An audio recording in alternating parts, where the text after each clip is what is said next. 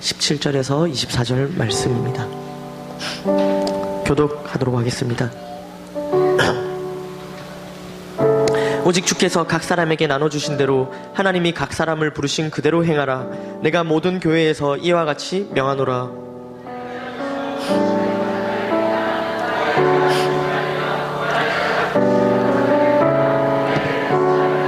할례 받은 것도 아무것도 아니요 할례 받지 아니하는 것도 아무것도 아니로되 오직 하나님의 계명을 지킬 따름이니라. 내가 종으로 있을 때에 부르심을 받았느냐? 염려하지 말라. 그러나 내가 자유롭게 될 수 있거든 그것을 이용하라.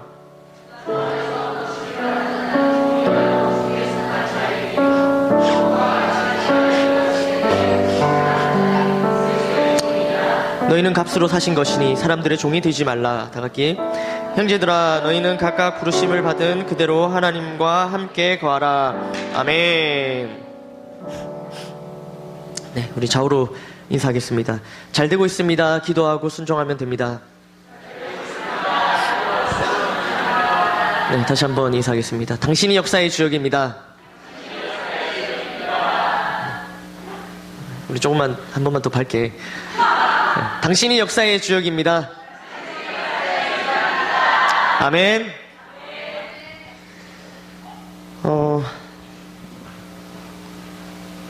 다들 아시듯이 비행기가 연착이 되었습니다.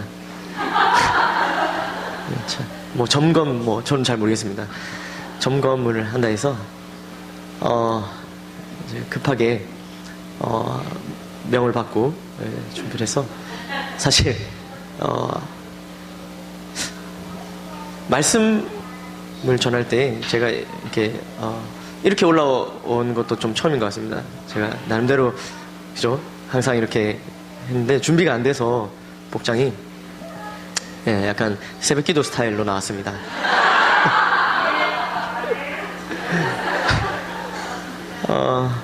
최근에 하나님께서 제게 설교할 이렇게 자리를 참 많이 만들어 주시는데 정말 감사해 죽겠습니다.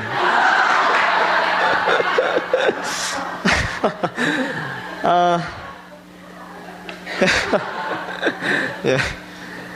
여러분 혹시 과거로 돌아가는 상상을 해보신 적 있나요? 과거로 돌아가는 상상. 만약 내가 20대로 돌아간다면, 예. 생각만 해도 참, 우리 10대들은 더 돌아갈 데가 없어서, 그죠? 예.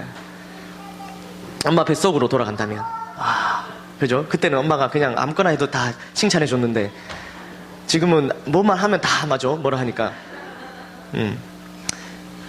20대로 돌아간다면 여러분들 지금과 같은 대학을 선택했을까? 너무 솔직하게. 혹은 30대로 돌아간다면 내가 지금과 같은 직장을 선택했을까? 조금 위험할 수도 있지만 불가능한 일이니 이런 질문을 한번 해보도록 하겠습니다.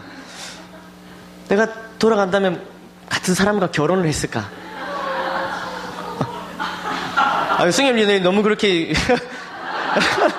너무 진지하게 그렇게 또 이렇게 죄송합니다. 예. 아니면 아예 다른 사람은 상상하지 않더라도 아니면 아예 결혼이라는 것을 애초에 하지 않았을까?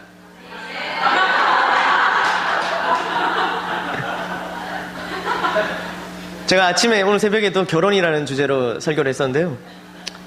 저는 이제 막 결혼을 하려고 하는데 이제 20여일 남았습니다. 그럼 저는 이제 정말 이렇게 나중에 이제 후회할 일을 지금 하고 있는 건가요?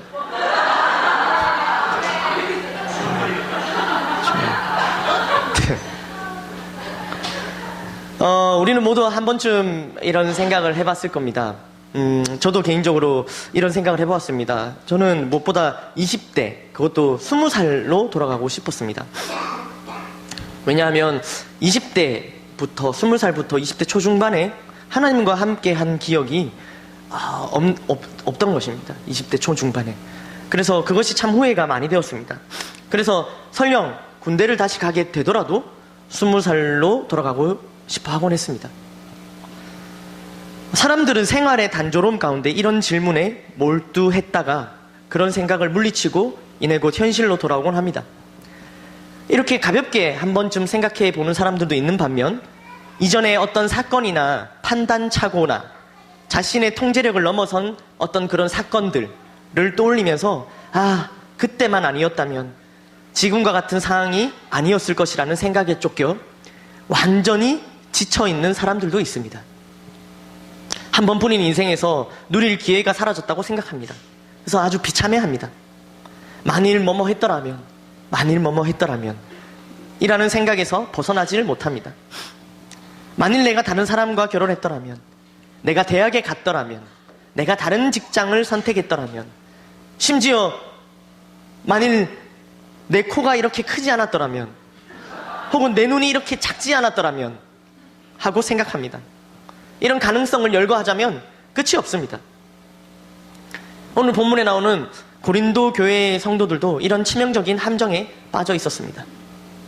그들은 주님을 섬기고 싶었지만 섬길 기회를 상실당했다는 잘못된 믿음을 갖고 있었습니다. 특히나 어떤 이들은 결혼했다는 이유로 헛된 후회에 사로잡혀 있었습니다.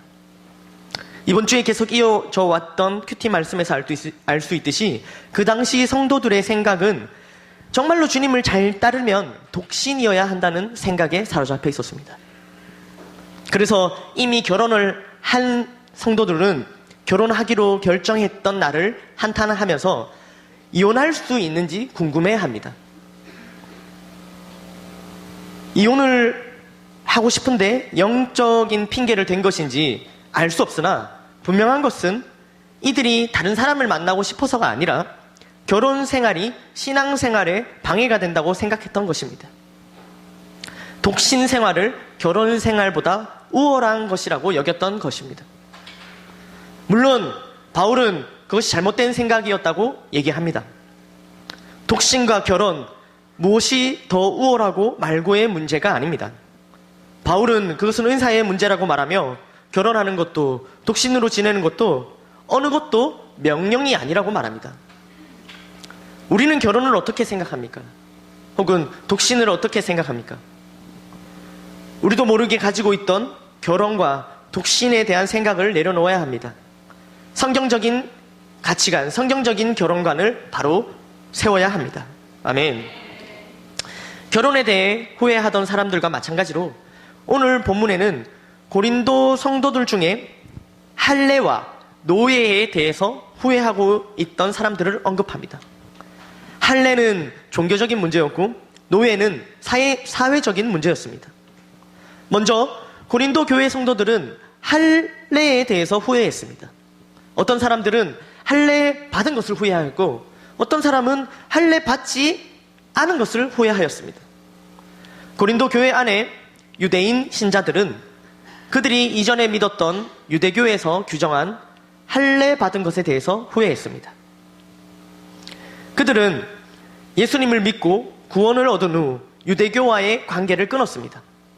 그리고는 이전에 자신들이 유대교 안에서 받았던 할례를 후회한 것입니다. 할례 받지 않은 사람들은 구약 성경에서 유대인과 하나님의 특별한 언약의 표징으로 할례를 한다는 것을 알고 있었습니다. 그리고 그들은 할례 받은 사람들에게, 유대인들에게 특별한 복이 임할 것이라고 생각했습니다. 이러한 생각에 그들은 할례 받지 못한 것을 후회하고 있었습니다. 유대인과 유대인이 아닌 이방인들, 할례 받은 자와 할례 받지 않은 자들은 같은 것을 두고 후회하고 있었습니다. 이러한 일들은 오늘날 교회에서도 쉽게 볼 수 있습니다. 모태신자들은 당대 믿음의 사람들을 부러워합니다. 자신들의 미지근한 신앙을 한탄하면서 당대 믿음의 사람들의 열정을 부러워합니다. 그들의 간증을 부러워합니다. 그러면서 만약 나도 당대 믿음이었으면 하는 생각을 합니다. 실제로 모태신앙이었던 저는 이런 생각을 많이 했습니다. 또 반대로 당대 믿음의 사람들은 모태신자들을 부러워합니다. 믿음의 부모 아래에서 큰 방황이나 어려움 없이 자란 모태신자들의 그 환경을 부러워합니다. 그러면서 만약 나도 모태신자였으면 이라는 생각을 합니다. 그러한 생각을 하고 있는 고린도 성도들에게 바울은 말합니다. 오늘의 본문 18절, 19절 말씀을 함께 읽어보도록 하겠습니다. 시작. 할례자로서 부르심을 받은 자가 있느냐? 무할례자가 되지 말며 무할례자로 부르심을 받은 자가 있느냐? 할례 받은 것도 아무것도 아니요 할례 받지 아니하는 것도 아무것도 아니로되 오직 하나님의 계명을 지킬 따름이니라. 아멘. 할례는 실제로 유대인과 이방인 간의 거대한 장벽을 나타냅니다. 하지만 하나님은 유대인 그리스도인과 이방인 그리스도인들 이 양자 안에서 역사하심으로써 그러한 장벽을 무너뜨리셨습니다. 아멘. 또 고린도 교회 성도들 중에는 만약 뭐뭐 했으면 뭐뭐 했더라면 하고 시달리는 사람들이 있었습니다. 그들은 고린도 교회의 노예들이었습니다. 노예들은 자신의 삶을 통제할 수 없었습니다. 그들의 시간은 그들 자신의 것이 아니었고 그들은 전혀 어떤 물질을 소유할 수 없었습니다. 그들은 정말로 많이 생각했을 것입니다. 만약 내가 노예가 아니었더라면 결혼을 후회하던 사람들, 할례를 후회하던 사람들, 노예로 살고 있던 삶을 후회하던 사람들에게 바울은 한결같이 말합니다. 오늘 본문에 3번이나 반복해서 말합니다. 성경에서 3은 완전한 숫자입니다. 3번의 반복은 정말로 중요함을 뜻하는 것입니다. 바울은 이렇게 후회하는 자들에게 오늘 3절의 말씀에 이렇게 말합니다. 먼저 17절 말씀입니다. 시작. 오직 주께서 각 사람에게 나눠주신 대로 하나님이 각 사람을 부르신 그대로 행하라. 내가 모든 교회에서 이와 같이 명하노라. 아멘. 하나님을 각 사람을 부르신 그대로 행하라. 부르신 그대로 행하라고 말하고 있습니다. 또한 20절에 이렇게 표현하고 있습니다. 20절입니다. 시작. 각 사람은 부르심을 받은 그 부르심 그대로 지내라. 아멘. 부르심 그대로 지내라고 다시 한번 얘기하고 있습니다. 24절 말씀입니다. 시작. 형제들아 너희는 각각 부르심을 받은 그대로 하나님과 함께 거하라. 아멘. 바울이 반복해서 말하고 있는 것은 부르신 그대로 있으라는 겁니다. 아멘.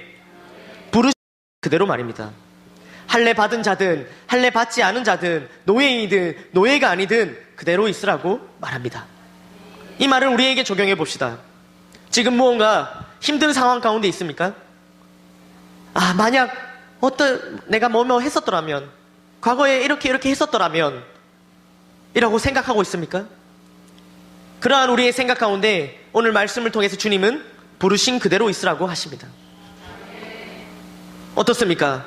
우리는 아멘 하면서도 마음 한켠에 무엇인가 먹먹합니다. 시원하지 못합니다. 이 말씀에 고린도 교인들이 아멘 하면서 기꺼이 따라올 수 있도록 바울은 오늘 말씀을 통해서 계속해서 말을 하고 있습니다. 먼저 그는 하나님의 주권을 생각하라고 말합니다. 17절 말씀을 다 함께 읽어보도록 하겠습니다. 시작. 오직 주께서 각 사람에게 나눠주신 대로 하나님이 각 사람을 부르신 그대로 행하라. 내가 모든 교회에서 이와 같이 명하노라. 아멘. 주께서 각 사람에게 나눠주신 대로, 이 부분이 바로 하나님의 주권을 뜻하고 있는 구절입니다.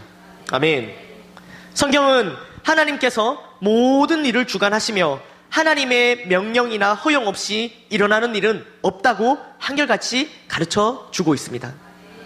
그러므로 유대인이 유대인 되고 이방인이 이방인이 되고 노예가 노예가 된 것은 우연히 일어난 것이 아닙니다. 이 모든 일은 하나님의 주권적인 통제하에 있었던 것입니다. 아멘. 하나님은 여러분에게 여러분의 눈이 작아서 여러분에게 어울리지 않는다는 사실을 아십니다. 또한 제가 키가 작아서 어디 이렇게 가 있으면 제가 잘 보이지 않는다는 것도 아십니다. 그러나 그 눈을 주신 분은, 이 키를 주신 분은 하나님이십니다. 아멘. 어떤 사람은 하나님의 분배가 공평하지 못한다고 말합니다. 그러면서 하나님의 주권적인 이런 분배에 대해서 이의를 제기하곤 합니다. 이러한 생각을 하는 사람들은 우리가 살면서 누구나 다 똑같은 양의 눈물을 흘려야 된다고 생각합니다. 이처럼 많은 사람들이 이런 식으로 생각하는 이유는 바로 이 땅에서의 삶이 모든 것이라고 믿기 때문입니다. 성경은 하나님께서 이 세상을 사는 동안 모든 것을 공평하게 분배받을 것임을 확인시키는 것보다는 영원한 삶을 준비시키는 일에 더 관심이 많습니다. 하나님의 주권은 연약한 인간으로서는 다 이해할 수 없습니다. 여러분, 하나님의 주권을 이해하려거나 설명하려 하지 마십시오. 그저 하나님의 주권 안에 거하는 법을 배우십시오. 아멘. 그렇게 한다면 비로소 만족을 얻게 될 것입니다. 매우 힘들고 어려운 상황에도 하나님께서 주권적인 지혜를 가지고 우리를 그곳에 두신 것이라는 것을 깨닫는 순간 우리는 변화될 것입니다. 아멘. 이렇게 말씀하고 있는데도 아직도 하나님의 주권을 인정하는 것이 힘든가요? 그렇다면 이렇게 한번 생각해 보십시오. 만약 하나님이 모든 일을 통제하지 못하신다면 그런 하나님을 믿는다는 것, 그것은 정말로 어리석은 일일 것입니다. 우리가 믿는 하나님은 그런 분이 아니십니다. 전지전능하시며 모든 것이 하나님의 통제 아래에 있습니다. 아멘. 사단의 역사 또한 하나님의 통제 아래에 있는 것입니다. 하나님의 주권을 인정하며 부르신 곳에서 감사함으로 하나님께 예배하는 삶을 살아가는 저와 여러분이 되기를 간절히 바랍니다. 아멘. 할례나 무할례는 아무것도 아니라고 바울은 말합니다. 중요한 것은 하나님의 계명을 지키는 것이라고 말합니다. 아멘. 7장 19절 말씀을 다시 한번 읽어보도록 하겠습니다. 19절 말씀입니다. 시작. 할례 받는 것도 아무것도 아니요 할례 받지 않은 것도 아무것도 아니로되 오직 하나님의 계명을 지킬 따름이니라. 아멘. 종교 의식이나 종교 행위는 중요하지 않습니다. 모태 신자나 당대 믿음이나 그러한 것은 중요하지 않습니다. 중요한 것은 주님의 계명에 순종하는 것입니다. 아멘. 하나님의 계명을 지키는 데 있어서 할례든 무할례든 장점이나 단점이 되지 않습니다. 하나님의 계명을 지키는 데 있어서 노예이든 자유인이든 그것은 관계없습니다. 노예라는 사실 자체는 참으로 비참한 일입니다. 그러나 노예라고 해서 하나님의 명령에 순종할 수 없는 것은 아닌 것입니다. 물론 하나님의 명령과 부합하지 않는 여러 가지 생활 방식이 있습니다. 그리스도인이 된 사람이 즉각 포기해야 되는 몇 가지 직업이 있습니다. 예를 들면 도박, 조직범죄, 매춘 등입니다. 각중의 예수님을 믿고 보니 지금의 직업이 신앙생활에 걸림돌이 된다고 말하는 사람들을 많이 볼 수 있습니다.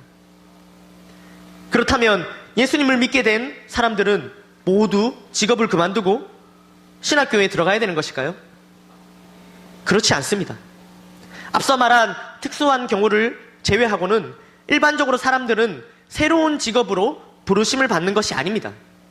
단지 옛 직업이 이전에 계속하고 있던 그 직업이 새로운 의미를 지니게 되는 것입니다. 아멘. 즉 하나님의 계명을 지킬, 하나님을 계명을 지키면서 살아낼 그러한 필드가 되는 것입니다. 아멘. 다시 말하면 복음을 전할, 영혼을 살릴 그러한 필드가 되는 것입니다. 아멘. 무엇보다도 우리가 속한 그 직장이, 우리가 그 학교가 우리가 예배할 곳이 된 것입니다. 아멘. 사실상 바울은 이런 기독교 신앙의 본질 안에서 노예와 자유인 사이에는 차이가 없다고 말하고 있습니다. 22절 말씀입니다. 시작. 22절 시작. 주 안에서 부르심을 받은 자는 종이라도 주께 속한 자유인이요.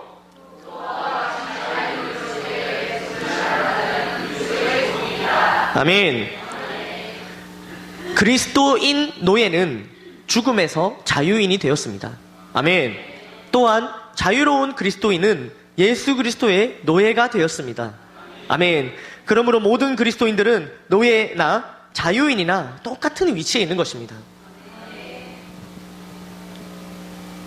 그래서 바울은 노예에게 자신의 처지를 한탄하느라고 시간을 허비하지 말라고 말합니다. 아멘.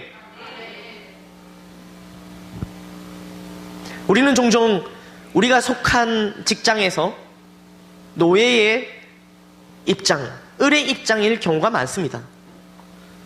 특별히 사장님을 제외하고는 다 그렇습니다.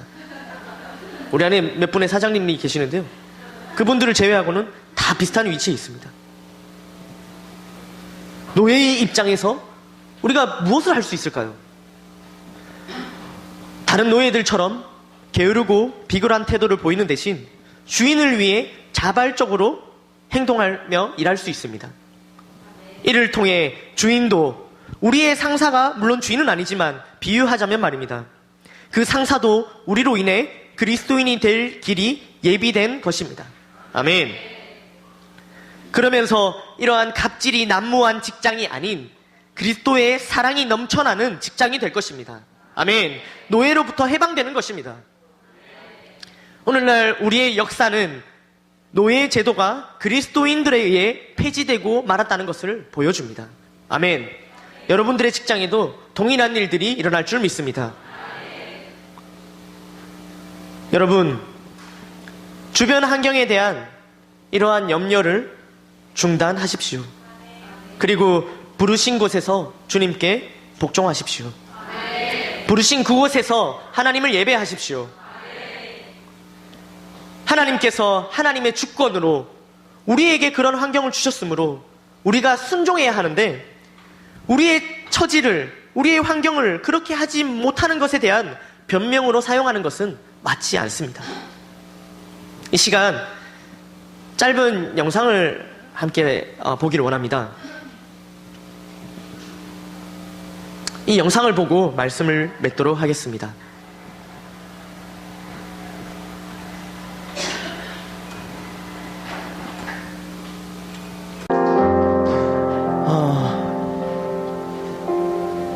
이전에도 제가 오후 예배 때 영상을 한번 튼 적이 있는데요, 이 영상을 보면서 참 많이 저는 울었었습니다.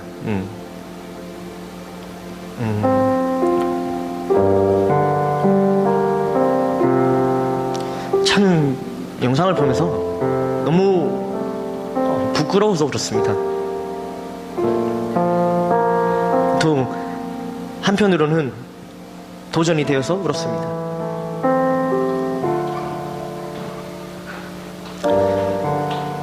이 외국에서 온 조셉 부소라는 청년을 보니 여러분 어떻습니까? 정말 부르신 곳에서 주님을 예배하는 이 청년의 모습,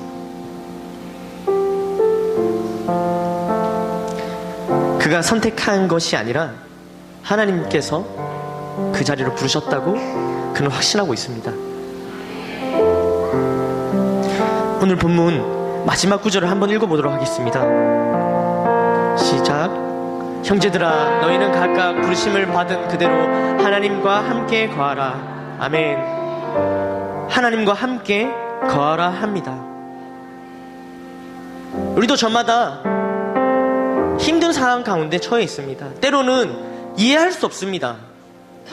왜 이런 상황에 나만 처해 있는지, 도무지 하나님의 주권을 인정한다고 얘기하면서도 이러한 상황들은 도무지 쉽게 우리가 이해되어지지 않습니다. 그럼에도 불구하고 부르신 곳에서 하나님을 예배하라고 오늘 성경은 말하고 있습니다. 얼마 전 그 신이 보낸 사람이라는 아주 좀 예전에 오래된 영화를 다시 한번 볼 일이 생겨서 본 적이 있습니다. 그 영화는 북한에서 신앙생활하고 있는 사람들의 영화입니다. 거기서 한 사람이 그 북한에서 예수님을 믿는 그 중에 한 배우가 한 주인공이 이렇게 얘기합니다. 이곳에 하나님이 계신 것 같지 않냐고. 그들은 정말 열악한 상황 가운데 있지만 그곳에 하나님이 계신다고 믿고 있습니다. 그리고 그곳에서, 그런 곳에서도 하나님께서, 그런 자리로도 하나님께서 부르신 것이라 믿고 그곳에서 하나님을 찬양하고 예배하고 있습니다.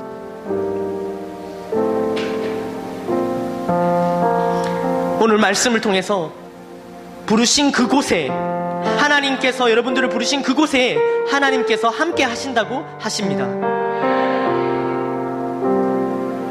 부르신 그곳에서 예배하는 삶, 부르신 그곳에서 찬양하는 삶, 부르신 그곳에서 복음 전하는 삶을 사는 저와 여러분들이 되기를 간절히 소망합니다. 시간 함께 찬양하고 기도하도록 하겠습니다.